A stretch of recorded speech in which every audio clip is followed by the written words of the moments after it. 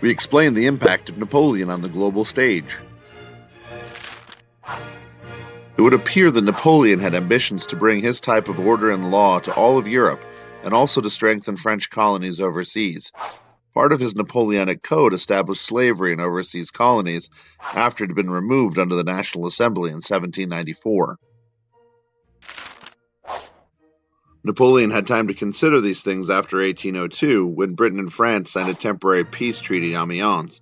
Napoleon could focus on rebuilding the overseas French Empire.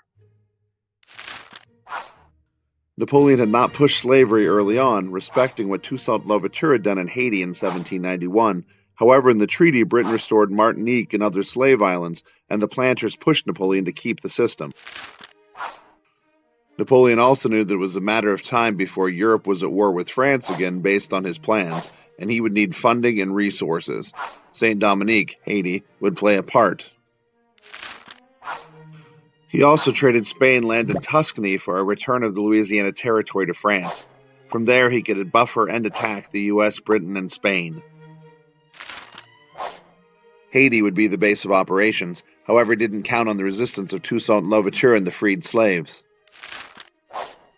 Eventually he'd trick and arrest Louverture, who would die in prison in France.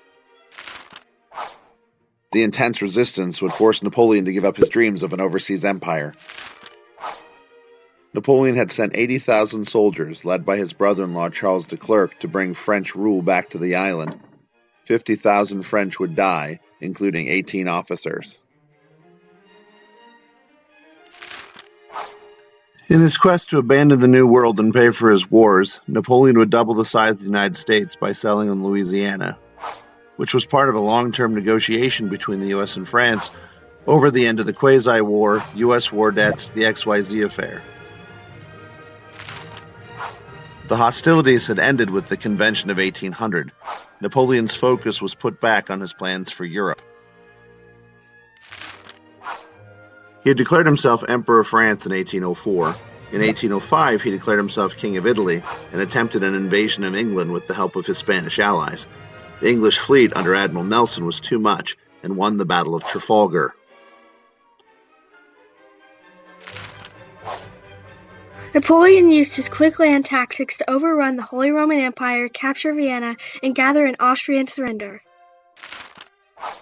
The remnants of the Austrian and Russian troops met at Austerlitz, where Napoleon soundly defeated them. For the first few years of the war, Napoleon's Grand Armée successfully took on the various forms of coalitions of European powers who came after him. He crushed the Prussians at Jena, the Russians at Friedland, the Austrians at Wagram, and disintegrated the 1,000-year-old Holy Roman Empire, establishing protectorate nations all across Europe, like the Duchy of Warsaw. Each country they took added more troops to the Grand Armée. Napoleon never saw the irony in declaring a war on absolutism while forcing the spread of the Napoleonic Code and the French Revolution. By conquering Europe and establishing small, loyal French puppet states, and also putting his family in charge of those governments, Napoleon was putting in place what he called the Continental System, a means of locking Britain out of European trade to destroy their economics and their power base. This would lead the British to attack ships bound for France, including U.S. ships in retaliation, which would lead to the War of 1812. Cracks were beginning to show in Napoleon's empire.